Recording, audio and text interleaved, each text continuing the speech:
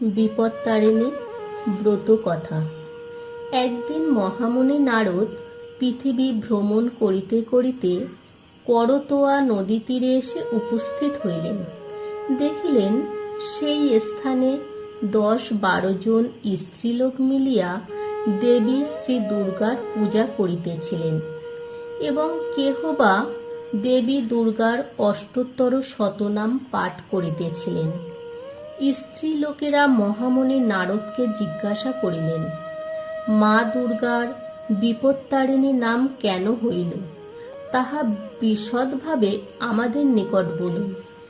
মহামুনি নারদ বলিলেন, মা, তোমরা সকলে শ্রবণ করো। মা দুর্গার বিপত্তারিণী নাম কেন হইল আমি তাহা বলিতেছি। সুরাসুরগণ যখন সমুদ্র মন্থন করেন তখন সমুদ্র হইতে কালকূট বিষ ওঠে। সেই কালে মহাদেব শ্রী দুর্গার নাম স্মরণ করিয়া সেই বিষ পান করেন। সেই বিপদ হইতে দুর্গা শিবকে রক্ষা করিয়াছিলেন বলিয়া দেবীর নাম বিপত্তারিণী হইয়াছে। এ সম্বন্ধে আরও একটি কথা প্রচলিত আছে। গোষ্ঠে যাইবার কালে মা যশোদা শ্রীকৃষ্ণের হস্তে দুর্গা নাম স্মরণ করিয়া রক্ষা কবচ বাঁধিয়া দিতেন, যাহাতে শ্রীকৃষ্ণের কোনো বিপদ না ঘটে।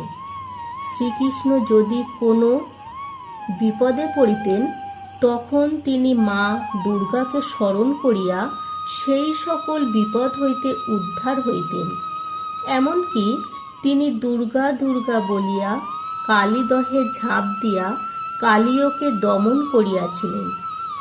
মা দুর্গা শ্রীকৃষ্ণকে নানা বিপদের মধ্য হইতে উদ্ধার করিয়াছিলেন বলিয়া শ্রী দুর্গার বিপত্তারিণী নাম হইয়াছে। মহামুনি নারদের মুখে বিপত্তারিণীর মাহাত্ম্য শ্রবণ করিয়া রমণীগণ ভক্তি সহকারে দেবী দুর্গার পূজা করিয়া বহুবিধ বিপদ হইতে মুক্তি লাভ করিয়াছিলেন। অথ মা বিপত্তারিণী ব্রত কথা সমাপ্ত।